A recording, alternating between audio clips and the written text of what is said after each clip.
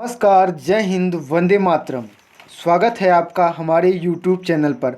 आज हम मानव रक्त से संपूर्ण टॉपिक यानी कि 17 रामबाण प्रश्न यानी कि मानव रक्त जो कि हर एक परीक्षा की दृष्टि से वेरी वेरी इंपॉर्टेंट है, जो कि अतुल माहेश्वरी एग्ज़ाम में इस टॉपिक से 2 क्वेश्चन आने फिक्स हैं। तो मानव रक्त का हम संपूर्ण रिवीजन करेंगे केवल व केवल 20 मिनट के अंदर। 70 रामबाण प्रश्न केवल 20 मिनट के अंदर। इतने कम समय में इतना अच्छा रिवीजन आप किसी भी चैनल पर नहीं पाएंगे। तो आप हमारे अगर चैनल पर नए आए हैं तो चैनल को सब्सक्राइब कीजिए और बेल आइकन को दबाना ना भूलिए। और वीडियो पसंद आए तो वीडियो के लास्ट में वीडियो को लाइक कीजिए। चलिए वीडियो की शुरुआत करते हैं।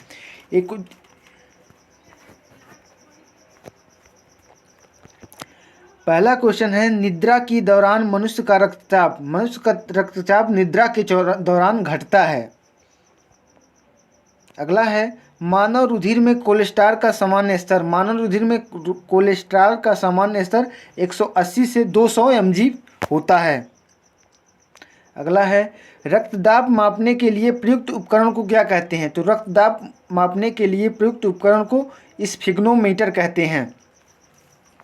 अगला है, पद आरएच का क्या अर्थ है? आरएच का अर्थ होता है रीसस कारक। अगला है, रक्तचाप दाब किसमें उच्च होता है? तो धमनियों में रक्तचाप उच्च होता है और शिराओं में रक्तदाब निम्न होता है। अगला क्वेश्चन है, रक्तदाब का नियंत्रण कौन करता है? तो रक्तदाब का नियंत्रण अधिविक्र, जिसे एड्रिनल ग्रंथि कहते हैं, वह रक्तदाब का नियंत्रण करता है। अगला प्रश्न है, मानव का सामान्य रक्तदाब कितना होता है? तो मानव का सामान्य रक्तदाब 80 से 120 मिलीमीटर होता है। अगला प्रश्न है, रुधिर वर्ग ए वाला व्यक्ति निरापद कौन से रुधिर वर्गों के व्यक्तियों को रक्तदान कर सकता है? तो ए और बी को रुधिर ए वाला व्यक्ति रुधिर का रक्तदान कर सकता है बहुत आसानी से। अगला है, जब कोई बाहरी पदार्थ मानव रुधिर प्रणाली में प्रविष्ट होता है तो प्रतिक्रिया कौन प्रारंभ करता है? तो प्रतिक्रिया श्वेत रुधिर कणिकाएं प्रारंभ करती हैं। अगला क्वेश्चन है, कौन सी स्थिति विलंबित रक्त स्कंदन की एक शर्त है? तो हीमोफीलिया एक ऐसी स्थिति है जो विलंबित रक्त स्कंदन की एक शर्त है। अगला क्वेश्चन है, किसकी उपस्थिति में रुधिर वाहिनियों में रक्त आतचित नहीं होता है? तो हेपेरिन की उपस्थिति में रक्त का जमाव होता है। रुधिर वाहिनियों में रुधिर बहता नहीं है। यदि रुधिर बहता ही रहेगा तो हमारे शरीर का रक्त बाहर निकल जाएगा। इसीलिए हिपेरिन जो होता है वह रुधिर को जमाव में सहायक होता है। अगला प्रश्न है, दोस्तों ये अगर वीडियो आप कवर कर ले जाएंगे तो आपको रक्त से संबंधित एक भी क्वेश्चन नहीं छूटेगा एग्जाम में। और रक्त के संबंध यानी कि जीव विज्ञान का रक्त एक ऐसा महत्वपूर्ण टॉपिक है जिससे हर एग्जाम में 1 से 2 क्वेश्चन 3 क्वेश्चन बनते ही बनते हैं। अगला क्वेश्चन है, हीमोग्लोबिन का मुख्य कार्य क्या है? तो हीमोग्लोबिन का कार्य होता है ऑक्सीजन ले जाना। ऑक्सीजन ले जाना हीमोग्लोबिन का मुख्य कार्य होता है। और हीमोग्लोबिन का दूसरा कार्य होता है, हीमोग्लोबिन के कारण रक्त का रंग लाल होता है। अगला है, रक्त में कौन सी धातु पाई जाती है? तो रक्त में पाई जाती है लोहा, जिसे Fe कहा जाता है। उसका सूत्र होता है Fe। अगला है, AB रुधिर वर्ग वाले व्यक्ति किस रुधिर वर्ग वाले व्यक्ति को रक्त दिया जा सकता है? तो सभी रुधिर वर्ग वाले व्यक्ति को के रक्त इसको AB को दिया जा सकता है। AB अगर किसी का रक्त है तो वो सभी का रक्त ले सकता है। AB सर्वग्राही होता है। अगला क्वेश्चन है, रक्त स्कंदन में कौन सा विटामिन क्रियाशील होता है? तो रक्त स्कंदन में विटामिन के जो होता है वो क्रियाशील विटामिन होता है। अगला है, हीमोग्लोबिन किसका एक महत्वपूर्ण घटक है? तो लाल रुधिर कणिकाओं का हीमोग्लोबिन एक महत्वपूर्ण घटक है। नेक्स्ट क्वेश्चन है, मानव रक्त का पीएच मान कितना होता है? Very very important question. तो मानव रक्त का पीएच मान होता है 7.4 और पित्त का पीएच मान होता है 7.7 और जल का पीएच मान 7 होता है। नेक्स्ट क्वेश्चन है, शरीर में श्वेत रुधिराणुओं का मुख्य कार्य है। तो शरीर की रोगों से रक्षा करना शरीर में श्वेत रुधिराणुओं का मुख्य कार्य होता है। नेक्स्ट क्वेश्चन है, सार्वत्रिक रक्तदाता का रुधिर वर्ग क्या होता है। तो रुधिर वर्ग ओ सार्वत्रिक रक्तदाता का होता है, यानी कि रुधिर वर्ग ओ जिसका है वो किसी को भी अपना रक्त दे सकता है, चाहे बी को ज़रूरत हो, चाहे ए को ज़रूरत हो, चाहे बी को ज़रूरत हो, चाहे ओ को ज़रूरत हो, यानी कि ओ सर्वदाता होता है। अगला है, कौन सा रुधिर वर्ग को विश्वव्यापी अदाता यानी कि यूनिवर्सल रिसिपेंट कहा जाता है, यानी कि सर्वग्राही कहा जाता है। तो ए बी रुधिर वर्ग को सर्वग्राही कहा जाता है। ए बी किसी का भी रक्त ले सकता है, किसी भी रक्त समूह वाले व्यक्ति का ए बी रक्त ले सकता है, लेकिन देगा किसे, देगा केवल ए बी को। अगला है, रुधिर वर्ग की खोज किसने की थी। तो कार्ल लैंडस्टीनर ने रुधिर वर्ग की खोज 1765 में की थी। 1728 में कार्ल लैंडस्टीनर ने इसकी खोज की थी। अगला क्वेश्चन है, रक्त के थक्के जमने का कारण है। तो रक्त का थक्का इसलिए जमता है क्योंकि प्रोथ्राम्बिन पाया जाता है हमारे शरीर में, इसीलिए रक्त का थक्का जमता है। नेक्स्ट क्वेश्चन है, लाल रुधिर कोशिकाओं का उत्पादन किसके द्वारा होता है। तो लाल रुधिर कोशिकाओं का उत्पादन अस्थि मज्जा में होता है। अस्थि मज्जा में ही लाल रुधिर कणिकाएं पाई जाती हैं। आरबीसी का उत्पादन लाल रुधिर कणिकाओं में ही होता है। अगला है, बहुत ऊंचाई पर मनुष्य की लाल रुधिर कणिकाओं पर क्या प्रभाव पड़ता है। तो उसकी संख्या बढ़ जाएगी। अगर हम बहुत ऊंचाई पर जाएंगे तो लाल रुधिर हमारे शरीर में लाल रुधिर कणिकाओं यानी कि आरबीसी की संख्या में वृद्धि होने लगेगी। अगला है, अरक्तता किसकी कमी से होता है। तो अरक्तता फॉलिक एसिड की कमी से होता है। अरक्तता को कहते हैं कि एनीमिया फॉलिक एसिड की कमी से होता है, जिसमें हमारे शरीर में खून की कमी हो जाती है। नेक्स्ट क्वेश्चन है, अरक्तता की बीमारी की किसकी कमी से होती है। तो आयरन की कमी से अरक्तता यानी कि एनीमिया की बीमारी होती है। अगला है, यदि व्यक्ति को गलत प्रकार से रक्त दे दिया जाए तो परिणाम क्या हो सकता है। तो अगर व्यक्ति को गलत प्रकार से रक्त दे दिया जाए तो आरबीएस का संश्लेषण हो जाता है, फलस्वरूप आदमी मर सकता है, यानी कि कुछ देर बाद वो मर जाएगा। अगर उसके शरीर में ए बी रक्त समूह है तो, और अगर उसके शरीर में ए है रक्त और उसे बी दे दिया गया है तो वो मर जाएगा, जिंदा नहीं रहेगा। अगला है, किसकी सहायता से रक्त द्वारा ऑक्सीजन ले जाया जाता है। तो लोहित कोशिकाएं जो होती हैं, इन्हीं की सहायता से हम रक्त द्वारा ऑक्सीजन ले जाया जा सकते हैं। अगला है, हीमोग्लोबिन क्या होता है। हीमोग्लोबिन प्रोटीन होता है। हीमोग्लोबिन एक प्रोटीन होता है जिसके कारण रक्त का रंग लाल होता है। अगला है, अरक्तता में किसकी मात्रा कम हो जाती है। तो हीमोग्लोबिन की ही मात्रा कम हो जाती है, इसलिए अरक्तता यानी कि एनीमिया हो जाता है।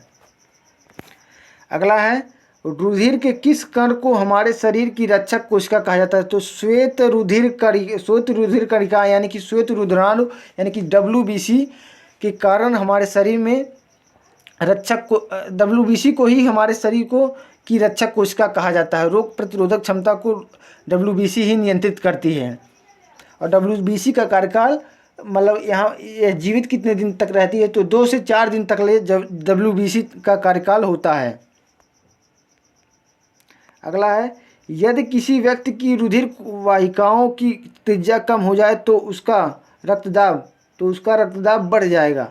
अगर उसकी रुधिर को वाहिकाओं की त्रिज्या कम हो जाएगी तो उसका रक्तदाब ऑटोमेटिक बढ़ जाएगा। अगला है, मानव शरीर में रक्त की अपर्याप्त आपूर्ति को क्या कहते हैं। तो इसको कहते हैं एस्कीमिया। अगला है, रक्त स्कंदन में मदद करने वाला विटामिन है। तो विटामिन के रक्त स्कंदन में मदद करता है। अगला है, वयस्क पुरुष में आरबीसी की सामान्य संख्या कितनी होती है। तो वयस्क पुरुष में आरबीसी की सामान्य संख्या 5.0 मिलियन होती है। वयस्क पुरुष में 5 मिलियन आरबीसी की संख्या पाई जाती है। अगला है, रक्त में प्रतिस्कंदन पदार्थ कौन सा है। तो हिपैरिन रक्त में प्रतिस्कंदक पदार्थ होता है। अगला है लसिकाणु लिम्फोसाइट कोशिका पैदा करती है, तो प्रतिरक्षी कोशिका लिम्फोसाइट यानी कि लसिकाणु पैदा करती है। अगला है रक्त परिसंचरण की खोज किसने की थी, तो विलियम हार्वे ने 1628 में रक्त परिसंचरण की खोज की थी। अगला है रक्त का पीएच मान का नियमन मानव शरीर में कौन सा अंग करता है, तो गुर्दा जिसे विक्र कहते हैं वही रक्त के पीएच मान का नियमन करता है हमारे शरीर में, यानी कि उसको नियंत्रित करता है। अगला क्वेश्चन है रक्त स्कंदन को एगुलेशन के लिए अनिवार्य रुधिर कोशिका का क्या नाम है, तो उसको कहते हैं पट्टिकाणु प्लेटलेट्स।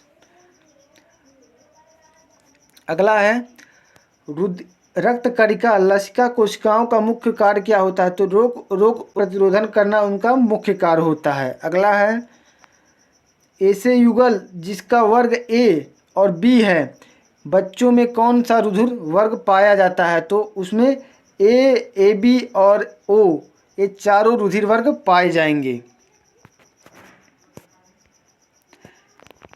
नेक्स्ट क्वेश्चन है कौन सा विटामिन रुधिर के स्कंदन को एगुलेशन के लिए आवश्यक है, तो विटामिन के रुधिर के स्कंदन के लिए आवश्यक होता है।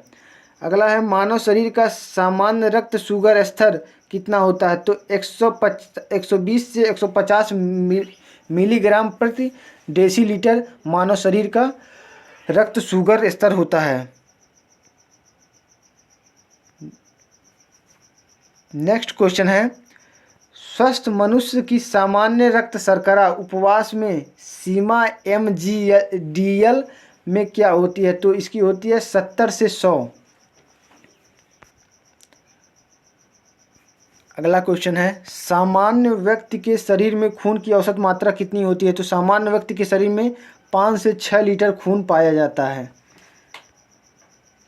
अगला है मौलिक रूप से RH कारक यानी कि RH फैक्टर कौन सा है, तो RH फैक्टर की बात करें तो RH फैक्टर एक एंटीजन प्रतिजन प्रतिरक्षी प्रतिक्रिया है।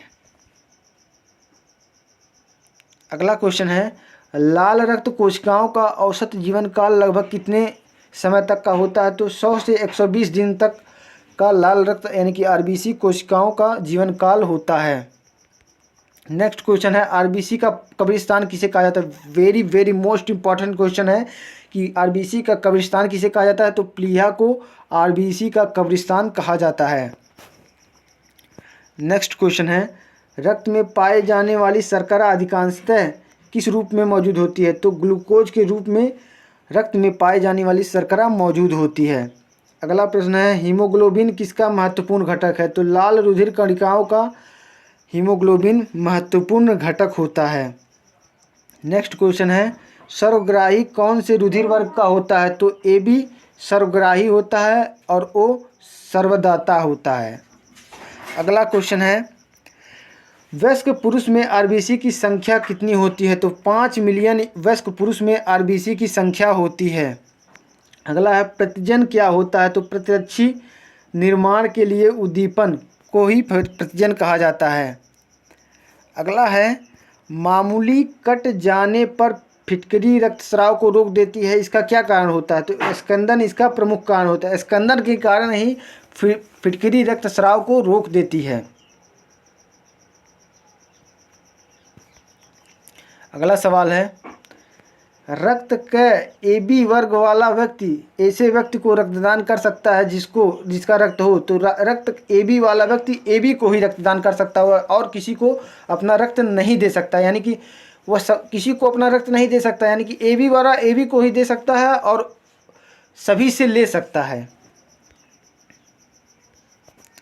नेक्स्ट प्रश्न है मानव के कुल रक्त आयतन में प्लाज्मा का प्रतिशत लगभग कितना होता है, तो प्लाज्मा का प्रतिशत होता है 60% प्लाज्मा पाई जाती है मानव के कुल रक्त में।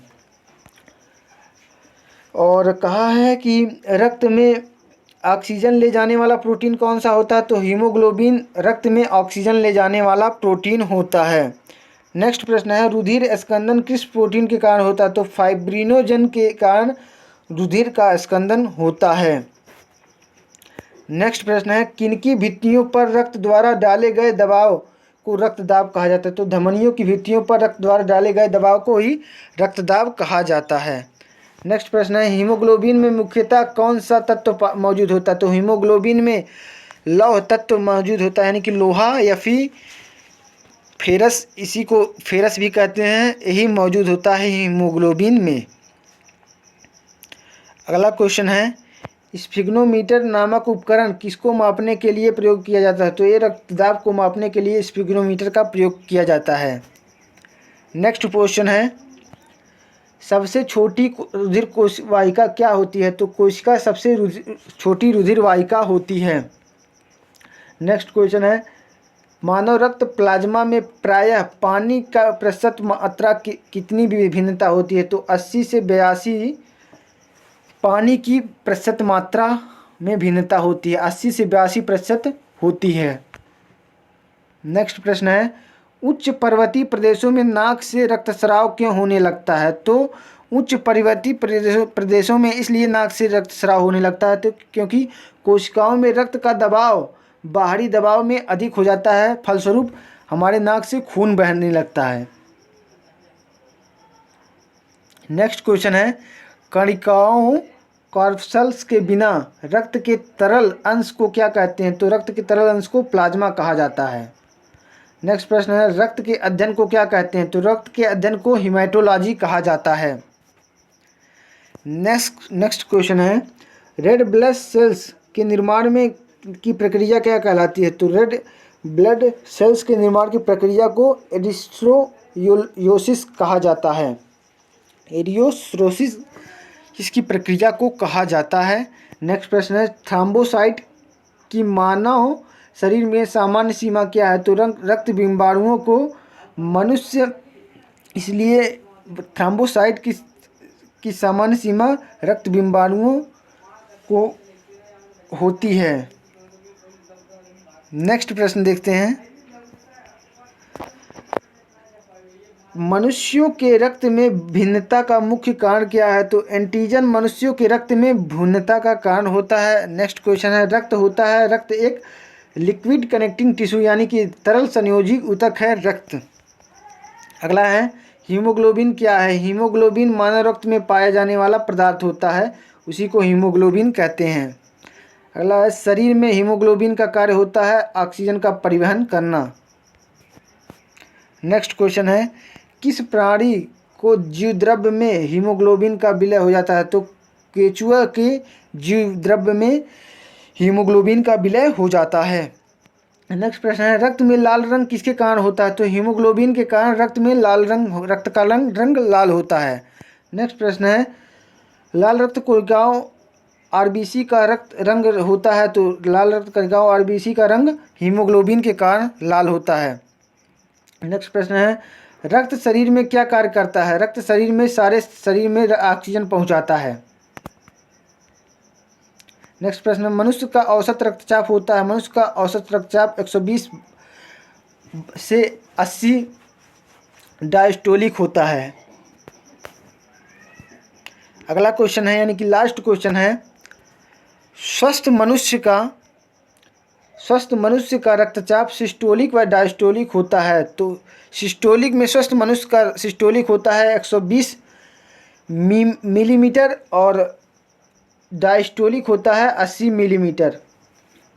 तो हमारा वीडियो यहीं पर ख़त्म हुआ। उम्मीद करते हैं आपको वीडियो बहुत पसंद आया होगा। तो वीडियो अगर पसंद आए हैं तो वीडियो को लाइक कीजिए और चैनल पर हमारे पहली बार आए हैं तो चैनल को सब्सक्राइब कीजिए, क्योंकि इसी से रिलेटेड हमारे चैनल पर ऐसी ही वीडियो आपको मिलती रहती है।